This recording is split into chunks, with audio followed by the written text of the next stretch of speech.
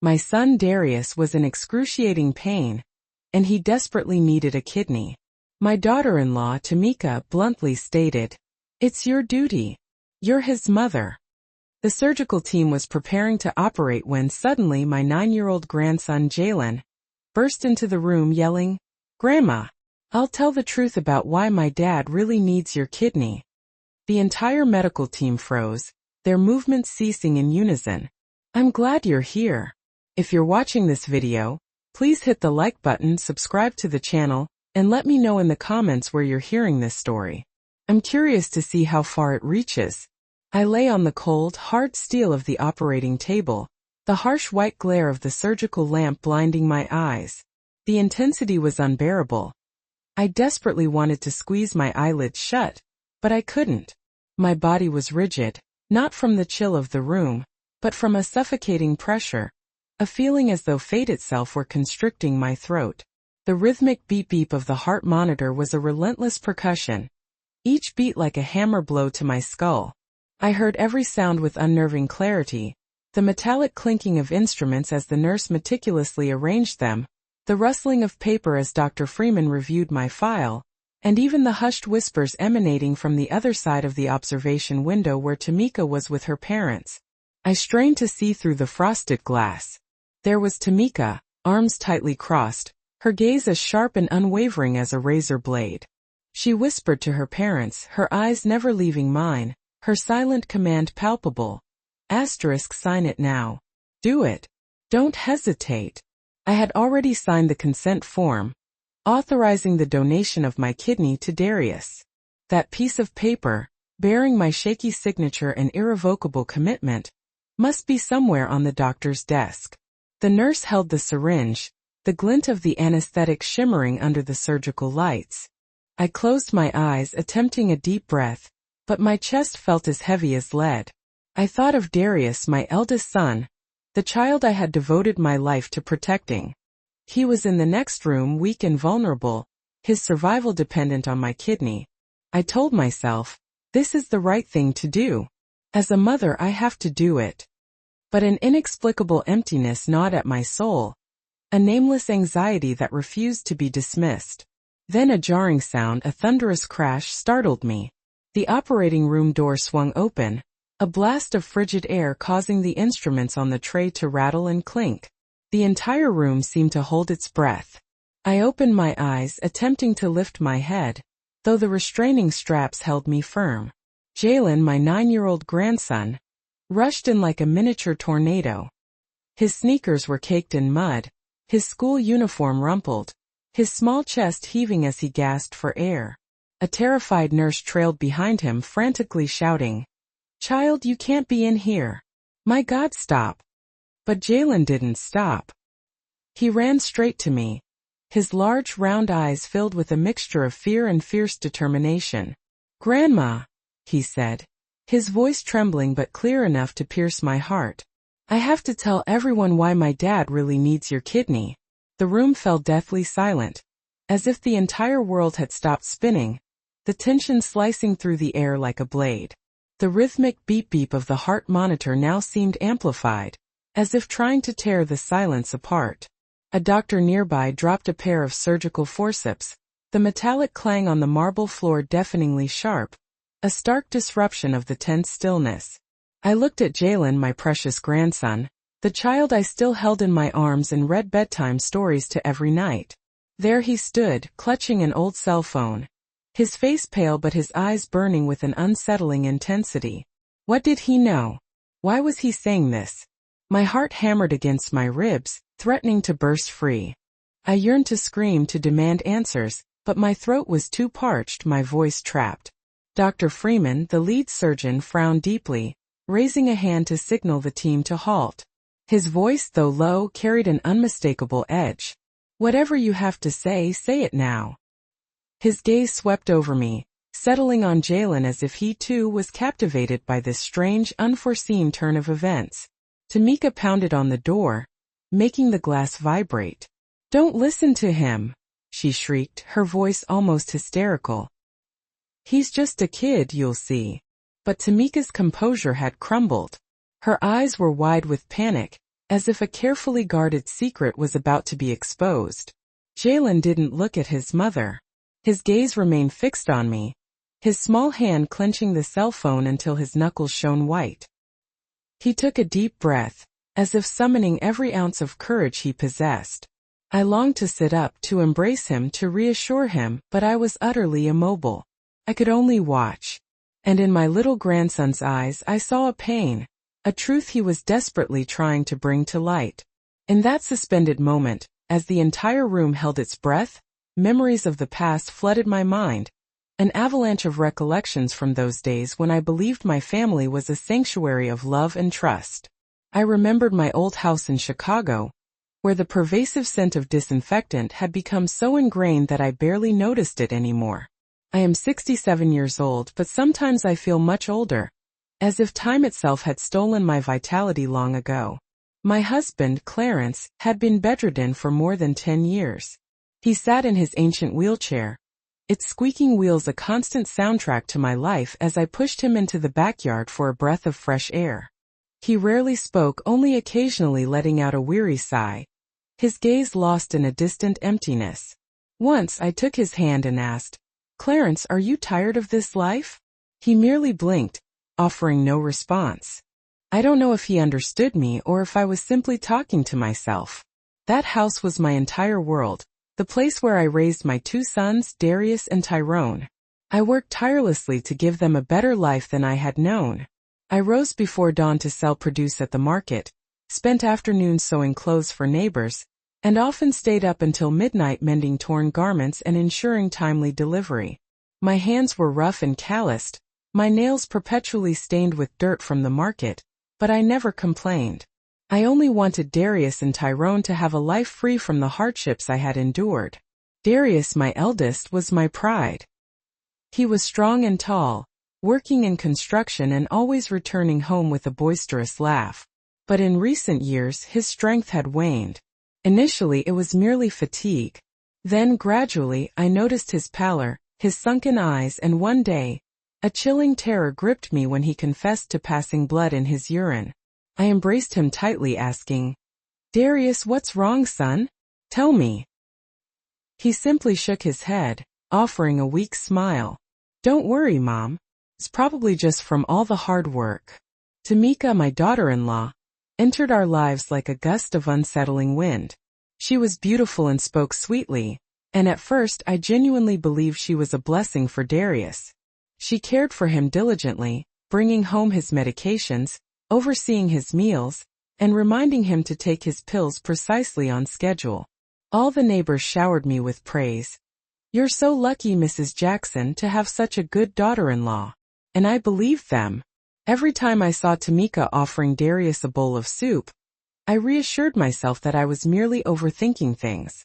But occasionally I would catch a glimpse of her cold, calculating gaze, as if she were concealing something. Once I saw her in the backyard whispering into a phone late at night, her voice low but urgent. "Don't worry, everything is going according to plan." I asked her, "Tameka, who are you calling so late?" She startled, then laughed nervously. "Just a friend, Mom. Go back to sleep." Tyrone, my younger son, was different.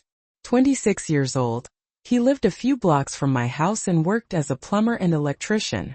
Tyrone wasn't much of a talker, but every visit brought a small gift of food, sometimes oranges, other times warm bread. He would sit beside me, fixing a squeaky ceiling fan or replacing a kitchen light bulb. Once he looked at me and said in his deep voice, "Mom, don't work yourself to death like this. I don't want to see you exhausted." I simply smiled and waved him off. "I can still manage, Tyrone. You worry about your brother. He needs you more." But Tyrone shook his head, his gaze filled with concern. Jalen, my little grandson, was my sole source of joy during those difficult times. 9 years old, he often visited, his small backpack slung over his shoulder. Jalen loved sitting in the backyard, playing with the plastic cars I'd bought him at a flea market. He would regale me with innocent stories, tales that sometimes left me utterly speechless. Once he looked at me with his wide eyes and said, "Grandma, my mom talks on the phone at night. I heard her say something about some medicine, but I didn't understand." I smiled and ruffled his hair. I'm sure she was just asking the doctor something for your dad. Don't think so much about it, my boy. But inside, a seed of unease had begun to sprout. Then one afternoon everything changed. I was in the kitchen preparing dinner, the aroma of toasted rice filling the air, when Tameka walked in. She didn't greet me, didn't smile. She simply stood there, arms crossed, her voice sharp as a knife slicing through the air. Mom, the doctor says only your kidney is compatible. It's your responsibility. You have to save him. I froze. The spoon in my hand clattered into the pan with a dull thud. I looked at her, searching for a flicker of warmth in her eyes, but found only cold determination, an almost chilling demand. Tameka, you know I'll do anything for Darius. I whispered, my throat suddenly parched.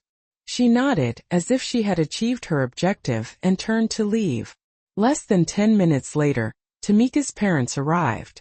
They entered my house as if it were their own, settling at the dining room table and declaring in unison, "That's right. A mother's duty is something you can't escape. This whole family now depends on you." I stood there, still clutching the spoon, feeling trapped and cornered. Darius, propped up in a chair so thin I barely recognized him, reached for my hand. His touch was icy cold. "Mom," he whispered, "I trust you'll save me." I looked into his eyes that once shone with such vibrancy, now reflecting only exhaustion and desperate pleading. I nodded, unable to speak, feeling the small room closing in on me, the scent of medicinal herbs from Clarence's simmering pot making it feel as though I couldn't breathe. That night, I took Clarence his soup as I did every day. The squeak of his wheelchair on the concrete floor was a constant reminder that I was shouldering the weight of this entire family. I placed the bowl before him, gazed at him, but he only sighed, remaining silent. I wanted to ask him to seek his counsel, to ask if I was doing the right thing, but he sat there as still and unresponsive as a shadow. I went out to the backyard where Jalen was playing with his car. He looked up, his eyes bright but tinged with doubt. "Grandma," he said, "what if someone gets sick because another person is giving them medicine?" I stopped dead in my tracks, my heart missing a beat. "Why do you ask that, my boy?" I asked, striving to maintain my composure. But Jalen simply lowered his head and continued pushing his car, offering no explanation. What I didn't know was that I stood on the precipice of an abyss, a few more steps away from a devastating fall. In the days that followed that afternoon, the afternoon Tameka descended upon my house and left me no choice. My life felt crushed by an invisible weight, heavier than the oppressive summer heat of Chicago. I continued to rise early, going to the market sewing clothes. But my soul was no longer at peace. Every step I took, every stitch I made was burdened by a single agonizing question. Am I doing the right thing? Do I really have to sacrifice myself like this? But Darius's pleading gaze, Tameka's sharp words, and her parents' judgmental stares clung to me, offering no respite, allowing no moment to breathe. The following morning, as the sun was just beginning to rise, Tameka was already at my door. I had just finished brewing tea. The scent of spearmint was beginning to fill the house when she walked in, unannounced, without a greeting. "Mom," she said, her voice as firm and unwavering as a steel nail. "The doctor says there isn't much time left. If you keep hesitating, he could be in danger." She placed a stack of medical papers on the dining room table. White pages filled with numbers and signatures I didn't comprehend. She pointed to each line as if instructing a child. "It says clearly here that you are the only compatible one. No one else can save him." I stood there holding the teapot, the hot water burning my fingers, but I felt no pain. I only heard the rhythmic scrape of my broom against the concrete as I began to sweep the house, a desperate attempt to escape Tameka's unrelenting gaze.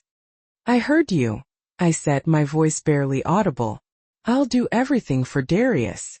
But inside, a heavy rock pressed down on my chest, making me want to scream, to run away. I continued sweeping. The rhythmic swish of the broom was a melancholic counterpoint to Tameka's words. But she didn't stop.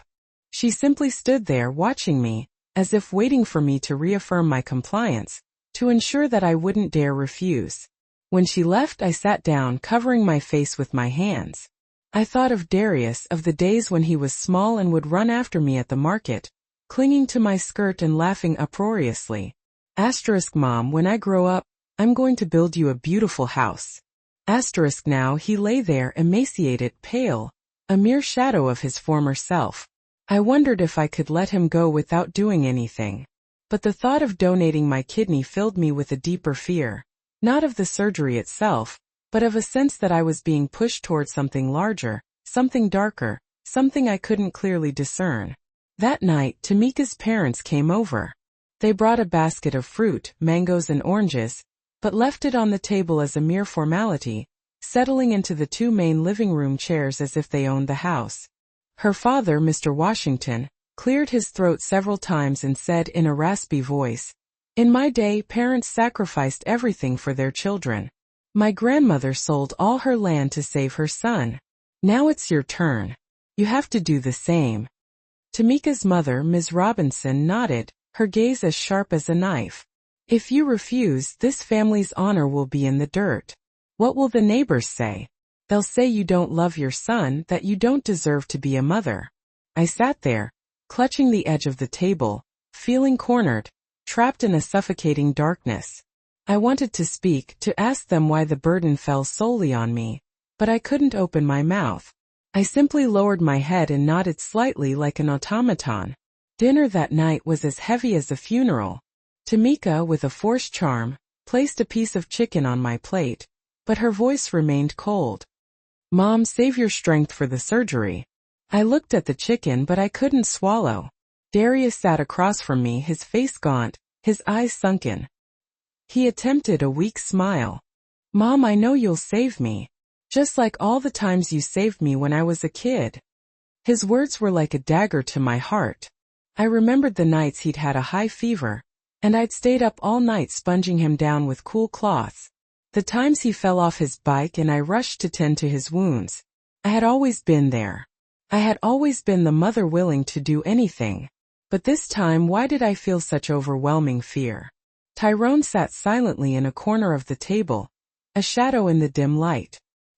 He didn't eat, only stirring his spoon in his bowl of soup, his gaze never leaving Tameka. I saw suspicion in his eyes, as if he were trying to pierce through his sister-in-law's carefully constructed facade. I wanted to ask him, but I didn't dare. The air in the room was thick with unspoken tension. The only sound was the clinking of spoons against plates, like hammers beating against my conscience. After dinner, Tameka rose and personally took Darius's plate to the kitchen, washing it herself, refusing to let anyone else touch it. She worked quickly, but I noticed her scrutinizing the plate carefully, as if afraid someone might discover something hidden within. That night I couldn't sleep. Lying in my old bed, I listened to the relentless tick-tock of the clock on the wall, each second a reminder that Darius's time was running out.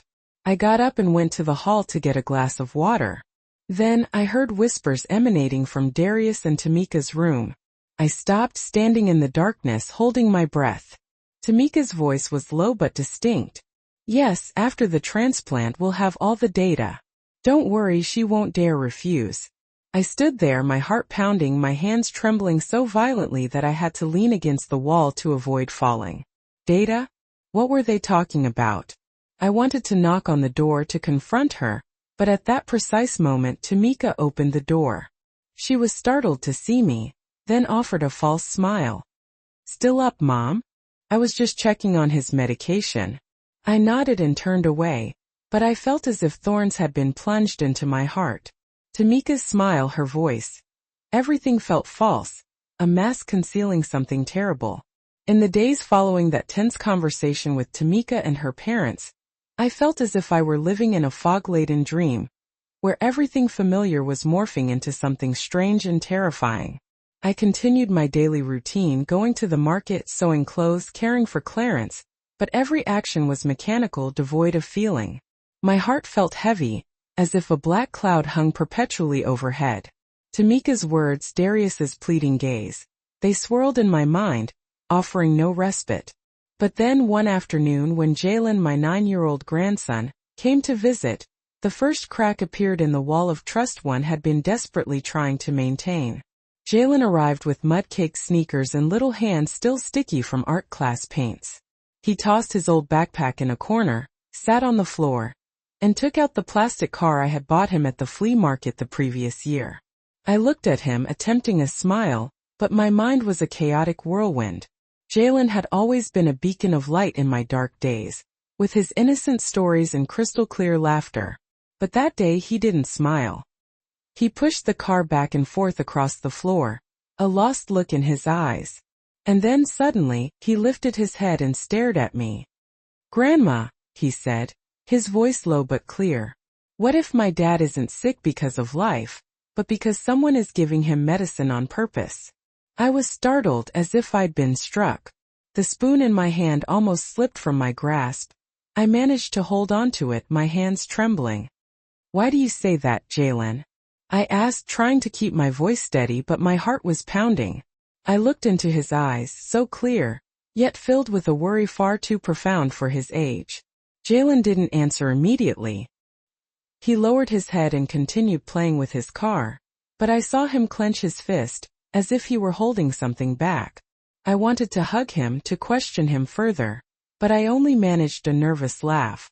"You're thinking too much, my boy. Your dad is sick, and the doctors are curing him." But my smile was forced, and Jalen didn't return it. He simply looked at me, then silently rose, grabbed his backpack, and ran back to his house. Jalen's question was like a stone cast into the still waters of my heart, creating ripples of doubt.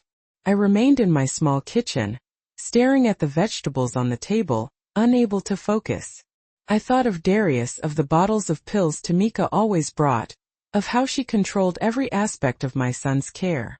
I told myself I was probably overreacting. Tameka was Darius's wife. She loved him. She wouldn't hurt him. But deep down I knew something was terribly wrong. That afternoon, Tyrone arrived with his toolbox, saying he was going to fix the kitchen light that had been flickering the previous night. I watched him climb the ladder, twisting and tightening screws, the light from the new bulb illuminating the kitchen.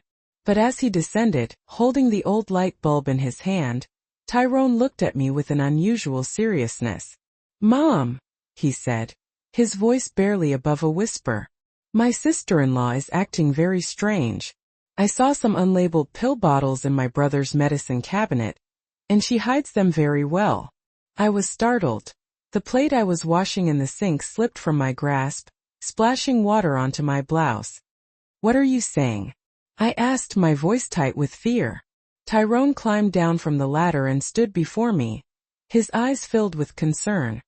"Mom, I'm afraid what's wrong with my brother isn't a normal illness.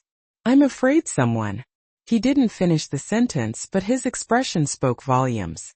I stood there, my hands wet and trembling, feeling as if the floor beneath my feet were giving way. I wanted to scream, to tell Tyrone he was overthinking things, that Tameka couldn't do something so terrible. But I couldn't speak. I just stared at Tyrone. And in my head, Jalen's question echoed again. What if my dad is sick because someone is giving him medicine? I tried to dismiss the idea, but it clung to me like a shadow, inescapable. The next afternoon, I took soup to Darius at the hospital. The sterile room, thick with the sharp, almost suffocating scent of disinfectant, left me breathless. Darius lay in the bed, his body frail, fur lines snaking into both arms. Even so, a weak smile flickered across his lips when he saw me. "Mom, you're here already," he whispered, his voice thin and reedy. I placed the bowl of food on the nightstand, and as I reached for a spoonful to feed him, I noticed Tameka beside the bed, holding a glass of water. With a swift, almost imperceptible movement, she dropped a strangely colored pill into the glass, a motion so quick that I might have missed it had I not been paying close attention. My arrival startled her, causing her to spill a little water onto the floor. "What pill is that, Tameka?" I asked, striving for a calm tone, though my heart hammered against my ribs. Her smile was strained, unconvincing. "It's a supplement for his kidney. The doctor prescribed it," she replied. I nodded, but a cold dread snaked down my spine. My attempts at composure crumbled. After Darius had eaten, I sought out the on-call doctor, a middle-aged man with thick glasses. "Doctor," I began, my voice trembling slightly, "did you prescribe any new kidney supplements for Darius?" He looked surprised, then consulted Darius's file. "No, we haven't prescribed anything new. The current medication is sufficient," he stated definitively. His words left me frozen, a statue of disbelief in the hospital hallway, the loudspeaker's announcements blurring into meaningless noise as my mind raced. Tameka had lied. What was that pill? Why the secrecy? Later that evening, Jalen returned to my house. This time he didn't play with his toy car. He sat quietly in a chair, pulling an old cell phone with a cracked screen from his backpack. "Grandma," he said, his voice low but resolute, "I want you to listen to this." He expertly navigated the phone's interface, then handed it to me. A recording played, Tameka's voice, a hushed whisper, yet undeniably clear, filling the room. "After the transplant, the test results will be perfect. Don't worry, she won't dare refuse," she whispered conspiratorially. The phone slipped from my grasp, my hands shaking violently. I looked at Jalen, my small grandson, and saw the fear mirrored in his wide red-rimmed eyes. "I found it on my mom's old phone," he explained, his voice choked with emotion. "I don't know what it is, but I thought you should know."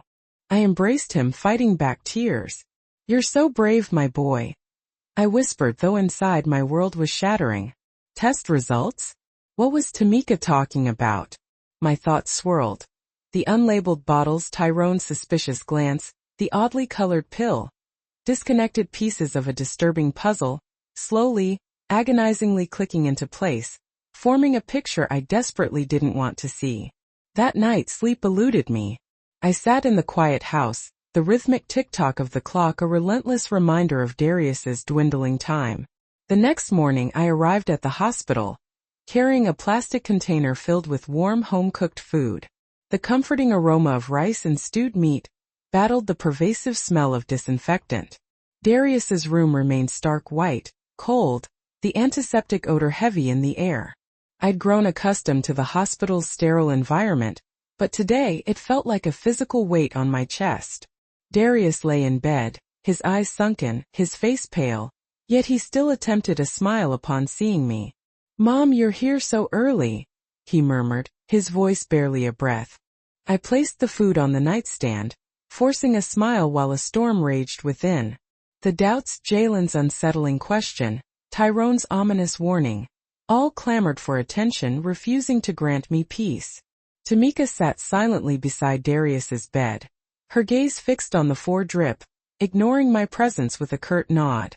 On the nightstand, partially concealed beneath a crumpled napkin, sat a small, unlabeled pill bottle containing strange blue pills. I picked it up, trying to maintain my composure. "What medicine is this, Tameka?" I asked. She jumped, snatching the bottle from my hand with surprising speed, forcing me to take a step back. "They're just vitamins, Mom," she said, her smile as artificial as a painted smile. "The doctor prescribed them to help his kidney." I nodded, but the icy tendrils of suspicion tightened around my heart. Tameka's reaction, the way she snatched the bottle. Everything felt wrong, as if she were hiding a secret she didn't want me to discover. I fed Darius, my thoughts far removed from the act. The unlabeled bottle, Tyrone's words about Tameka's hidden medications, Jalen's innocent yet pointed question, all screamed for answers. I yearned to confront Tameka, to demand the truth, but fear held me captive. Fear that questioning her would shatter everything and irrevocably lose Darius. I focused on feeding my son, urging myself to remain calm, to uncover the truth before acting. At noon, Tyrone arrived, his hands still smudged with grease from his work, his old shirt worn at the shoulders. He said nothing, simply observing Tameka from a corner as she spoke with the nurse. Once she left, he approached me, producing a small plastic bag from his backpack. "Mom, I want you to see this," he whispered, his voice taut. He showed me his phone. Blurry photos, yet clear enough to send a jolt of icy fear through me. It was Tameka in the hospital parking lot, discreetly exchanging a small bag with a man whose face was mostly obscured by a cap and jacket, but the bag of medicine in her hand was unmistakable. "I took these photos yesterday," Tyrone explained, his voice trembling. "I followed her because her behavior seemed strange. Mom, I'm afraid she's doing something to Darius." The words hung in the air, leaving me speechless, my grip on the phone so tight my knuckles whitened. The cold hospital floor seemed to drain the warmth from my body. "Tyrone," I whispered, "are you sure? Did you hear what they were saying?" He shook his head, his eyes red-rimmed. "I couldn't hear well, but I saw her give him the bag, and he gave her an envelope. Mom, this isn't normal." I looked into his eyes, seeing his worry and anger, knowing he wasn't lying, yet refusing to fully accept the horrifying truth. Tameka was Darius's wife, his caregiver. How could she do something so terrible? That afternoon upon returning home, Jalen appeared again, not with his usual energy, but quiet and subdued, hugging his backpack.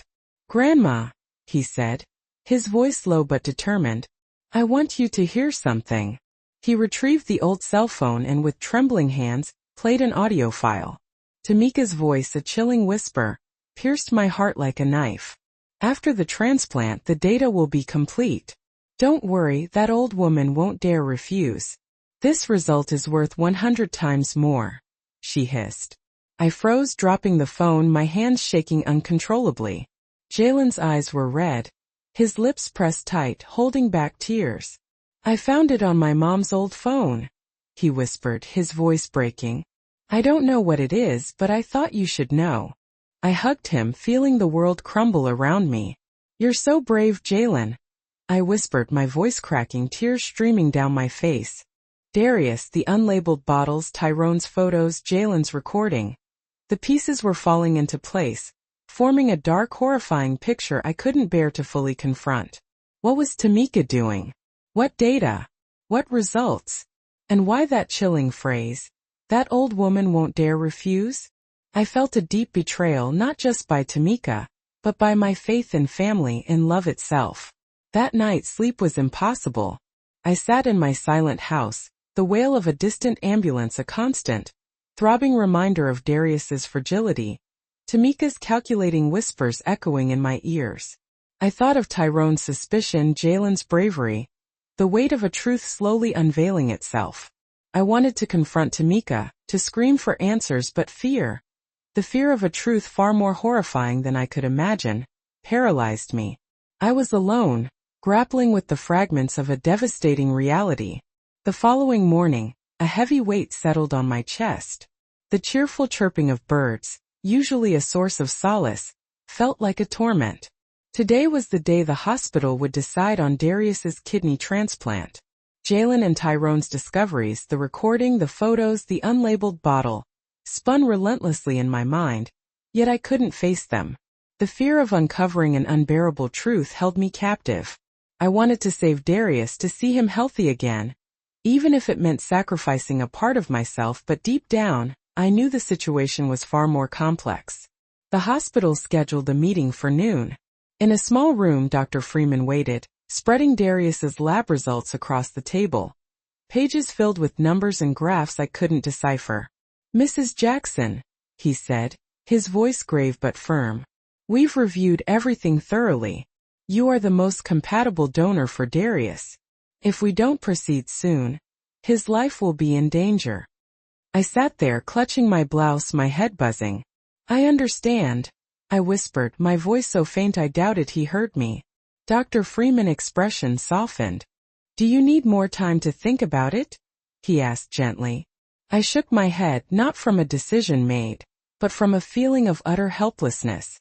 Tameka, her parents, even Darius, they all depended on me, and I couldn't let my son die. Through the glass door, I saw Tameka standing with her arms crossed, her sharp gaze meeting her mother's in a knowing nod, as if certain of my compliance. The gesture sent a chill down my spine. It felt like a chess game, and I was merely a pawn. I yearned to expose the bottle, the recording, but I was frozen, trapped in an invisible cage. That evening, our family gathered in my small house. The living room was crowded, the yellowish light reflecting off the worn walls. I placed a teapot on the table.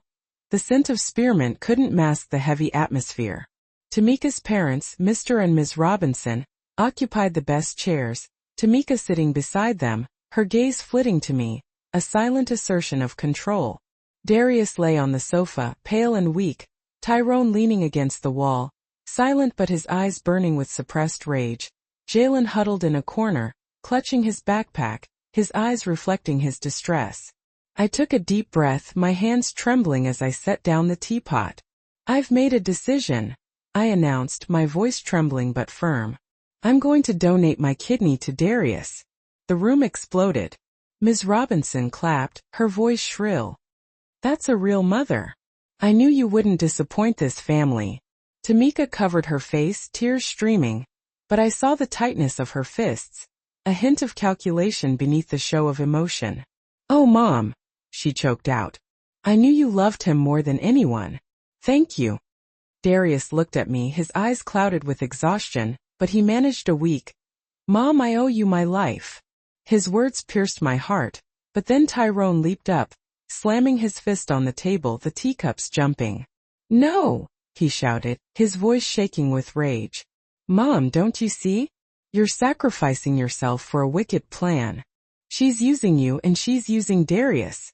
The air thickened, the only sound a buzzing mosquito circling the light bulb. Tameka stood, pointing at Tyrone. "What are you saying? How dare you accuse me? I do everything for my husband." But Tyrone wouldn't back down, stepping closer, his eyes blazing. "Accuse me? And what about those unlabeled bottles and those midnight calls? Mom, you can't let them deceive you." I looked at Tyrone, then Tameka, then Darius.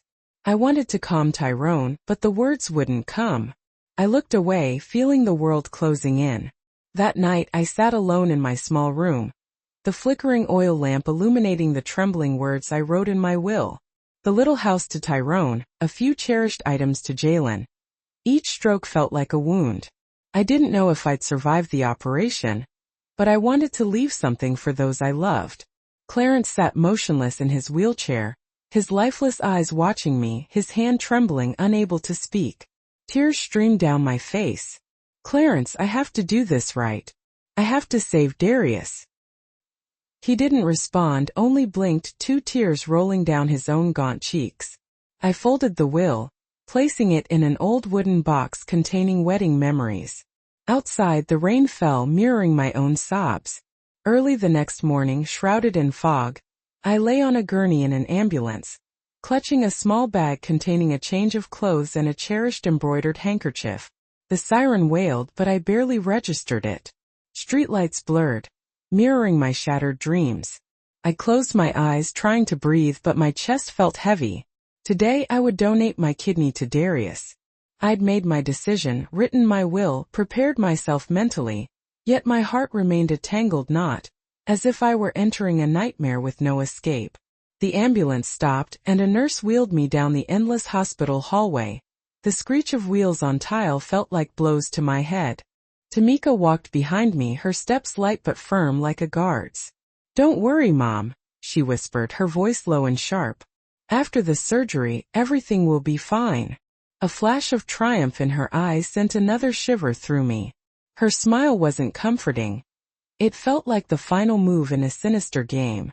At the reception, Tameka's parents stood dressed as if for a celebratory occasion, not a life-or-death surgery, greeting the doctors with exaggerated warmth. I clutched my bag, feeling like an outsider in my own life.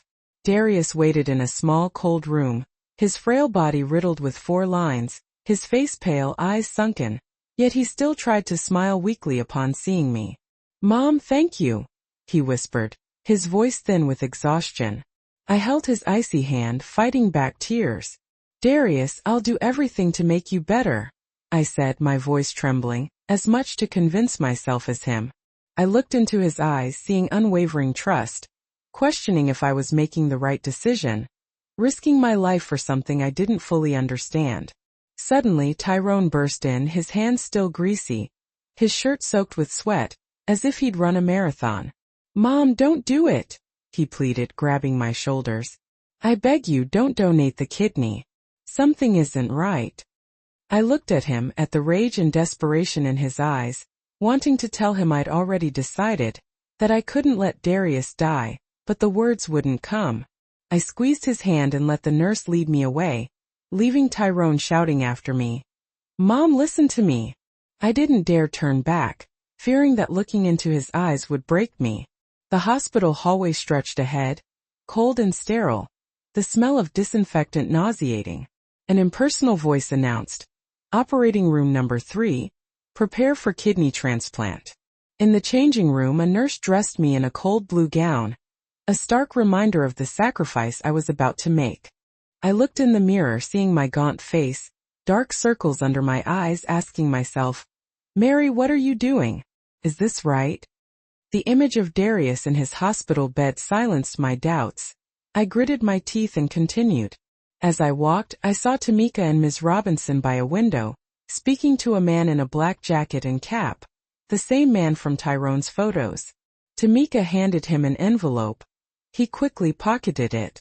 My heart pounded, cold sweat breaking out. What were they doing? What was in that envelope? I wanted to stop, to scream, but the nurse pulled me toward the operating room. The bright operating room lights forced me to squint. Dr. Freeman stood there, serious but calm. "Everything is ready, Mrs. Jackson," he said gravely. "Just relax." I nodded, my body rigid. Electrodes attached to my chest. The rhythmic beeping of the heart monitor a constant, ominous warning. Tameka pressed her face against the glass, gesturing urgently toward the papers another nurse held. Trembling, I signed, feeling as if I were signing my own death warrant. I looked at my blurred signature, thinking of my will, of Tyrone, of Jalen, wondering if this would be my last conscious moment. Just as the doctor prepared the anesthesia, my heart hammered wildly, cold sweat drenching my back. I closed my eyes, images of Darius, Tyrone, Jalen, and Tameka swirling in my mind, Jalen's recording, the unlabeled bottle, Tyrone's photos. I wanted to stop it all, but I couldn't. I'd come too far, signed the papers, entered the room. I could only wait, fear drowning my heart. Then a crash shook the room. The door flew open, hinges screaming, doctors and nurses startled, turning with alarm. Jalen, a small whirlwind in muddy sneakers and a wrinkled uniform, burst in, clutching his old cell phone.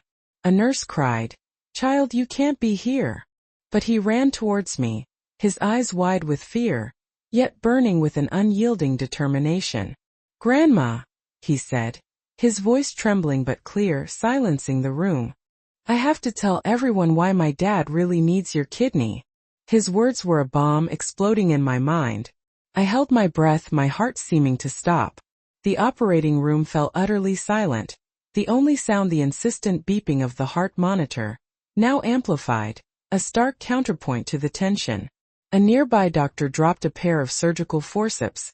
The metallic clang on the marble floor was deafening, a jarring interruption in the taut atmosphere. Dr. Freeman, the lead surgeon, raised a hand, halting the entire team. His brow furrowed, but his voice remained calm and resolute. "Let the boy speak," he said. "Whatever you have to say, say it now." I looked at Jalen. His small hand clutched the cell phone, his face pale, yet his eyes held a startling intensity, as if bearing the weight of the world. "Get out!" Tameka shrieked from beyond the observation window, pounding furiously on the glass, causing it to reverberate. "Don't listen to him," she screamed, her voice high-pitched, bordering on hysterical. "He's just a child, you'll see." But the icy coldness in Tameka's gaze had vanished, replaced by a tremor of panic, as if a long-held secret was about to be exposed. Jalen didn't look at his mother. Approaching me, his hands trembling, he pressed play on the phone. A recording began. Tameka's voice, a low whisper, yet as clear and sharp as a knife piercing my heart. "After the transplant, the test results will be perfect," she whispered. "Don't worry, that old woman won't dare refuse." The room seemed to explode in a suffocating silence. My blood ran cold, my breath caught in my throat, and it felt like the walls themselves were closing in, suffocating me with dread. Dr. Freeman whirled around, his eyes wide with astonishment. "Stop," he commanded, his voice as sharp as a scalpel. Stop all preparations immediately. A nurse swiftly withdrew the syringe. The other medical personnel stood frozen, paralyzed by the unfolding events. Tameka, on the other side of the glass, let out a piercing scream, striking the door again. "It's not true," she cried. "He made it up. This child is being manipulated." But her voice cracked, betraying her own lack of conviction. I looked at Jalen. Tears streamed down his face, but he clung to the phone as if it were the last piece of evidence to save me. "I have a video too," he choked out. "It's my mom and grandparents talking about selling medicine." He played a video. The small screen displayed Tameka and Ms. Robinson in a parking lot, exchanging an envelope with the same unidentified man I'd seen earlier. Ms. Robinson's voice was audible. "After this operation, we'll have enough data to sell the medicine abroad. This money will change everything." Tears blurred my vision, a mixture of horror and relief washing over me. Horror at the truth I desperately tried to avoid, now laid bare for all to see. Relief that I no longer had to lie to myself. Tyrone burst in from the hallway, his face flushed with anger. "Enough!" he roared, throwing himself against the glass door to confront Tameka. "You poisoned him. You thought we were all blind." Before anyone could react, Tyrone raised his hand and slapped Tameka. The sharp sound echoed down the hallway, prompting a shriek from Ms. Robinson. "How dare you hit my daughter?" But Tyrone didn't stop. He pointed at Tameka, his voice thick with rage. "What medicines have you been giving him? What did you do to my brother Darius?" Tameka touched her cheek, tears streaming down her face, but her eyes revealed no remorse, only the panic of someone exposed. "You're crazy," she screamed, turning to Dr. Freeman. "Don't listen to them. They're slandering me." Dr. Freeman didn't respond. His face was pale. He addressed a nurse. "This isn't surgery anymore. It's a crime scene. Call the police." A nurse fled, leaving the others stunned and uncertain. I lay there, the world tilting on its axis. Tears flowed freely unchecked. I looked at Jalen, my courageous grandson, who had bravely entered the operating room to save me. I looked at Tyrone, my younger son, who had risked everything to protect me. And I thought of Darius, my son, lying in the next room, oblivious to his wife's treachery. I remained there, letting the tears fall, letting the truth permeate my very being. In that moment, I understood that everything had irrevocably changed. The truth had exploded, shattering the fragile facade, leaving nothing concealed. The previously cold, silent operating room had transformed into a chaotic scene. Confused nurses exchanged glances, unsure of how to proceed. Dr. Freeman's brow remained furrowed, his sharp gaze sweeping across the room as if attempting to restore order amidst the storm. I lay there, vision blurred by tears, unable to avert my gaze from the unfolding drama. The truth Jalen had revealed was a consuming fire, incinerating the remnants of my trust. After Tyrone's slap, Tameka clutched her cheek and screamed in a shrill voice, "How dare you hit me? I do everything for my husband." Tears streamed down her face, but the panic in her eyes was unmistakable. Not the pain of an unjustly accused wife, but the fear of someone caught in a web of deceit.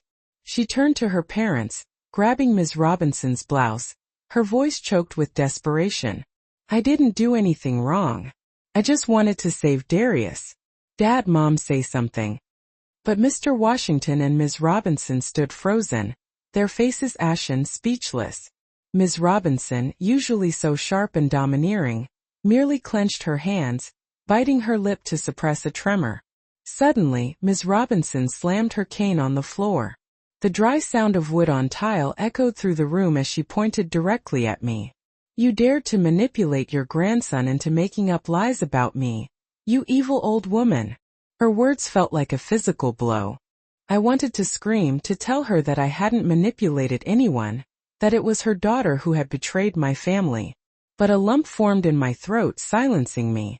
I could only stand there, feeling trapped, cornered, as years of sacrifice were ruthlessly trampled. Mr. Washington, Tameka's father, whispered urgently to a nearby doctor, "Please continue with the surgery." We'll take care of everything. We just need this to be over." He slipped an envelope into the doctor's hand, but Dr. Freeman swiftly intervened, his voice like ice. "The law decides here, not money." He snatched the envelope, tossed it to the floor, and instructed a nurse, "Close the doors. No one leaves. I'm going to inform hospital administration immediately." His footsteps were firm, a declaration that the situation had spiraled completely out of control. Tyrone burst from the hallway into the operating room, ignoring a nurse's attempts to restrain him. He grabbed my shoulders, his eyes bloodshot, and shouted, "Mom, don't donate the kidney. It's all their plan. She poisoned my brother. Don't you see?" His voice trembled, raw with rage and pain. I looked into his eyes, seeing the desperation of a son desperately trying to protect his mother. I wanted to speak, to comfort him, but the words wouldn't come. I simply stood there, feeling the ground crumble beneath my feet. From the adjacent preparation room, Darius's weak, confused voice drifted in. "What's going on? Why are they arguing?" He attempted to sit up, breathing heavily. The 4 lines in his arm swayed with the movement. Hearing my son's voice, my heart shattered into a million pieces. Darius knew nothing. He was unaware that the wife he loved, the woman he trusted, had ensnared the entire family in a dark conspiracy. I longed to run to him, to embrace him, to reassure him that everything would be all right. But I was frozen, rooted to the spot, tears streaming down my face, torn between my love for Darius and the horrifying truth that had been revealed. Jalen, beside me, sobbed uncontrollably, but he lifted his phone again, his voice choked with emotion. "I have another video. This is my mom giving medicine to my grandparents." He played the video. The small screen showed Tameka and Ms. Robinson in the parking lot, making the exchange with the unidentified man. Ms. Robinson's voice, clear and cold, echoed, "If the transplant is a success, we can sell the medicine abroad. With that money we can launder all the dirty profits." The room fell silent. A nurse gasped, her eyes wide with horror. Dr. Freeman stood frozen, clutching a file as if to contain his mounting fury.